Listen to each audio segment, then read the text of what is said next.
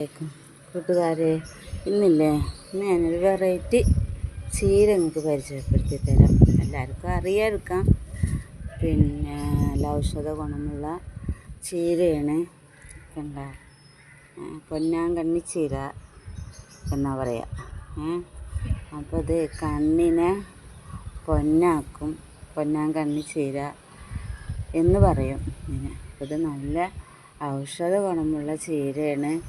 ഇത് നമുക്ക് ഇങ്ങനെ താളിച്ച് കഴിക്കാം, പരിപ്പിട്ട് കറി വെക്കാം, ജ്യൂസാക്കി കുടിക്കാം.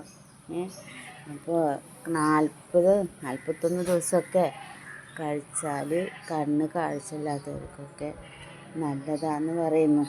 അപ്പോൾ ഇതാണ് നമ്മൾ ഈ പൂവില്ലേ, ഈ പൂവ് വരുന്നതിൻ്റെ മുന്നായിട്ട് നമ്മൾ ഇങ്ങനെ പൊട്ടിക്കണം. എങ്ങനെ കാണിച്ചിട്ട് ഇതാ പൂവില്ലാത്ത ഭാഗമാണ്. ഇത് പൂവ് വന്നു ഇങ്ങനെ പൊട്ടിക്കാം.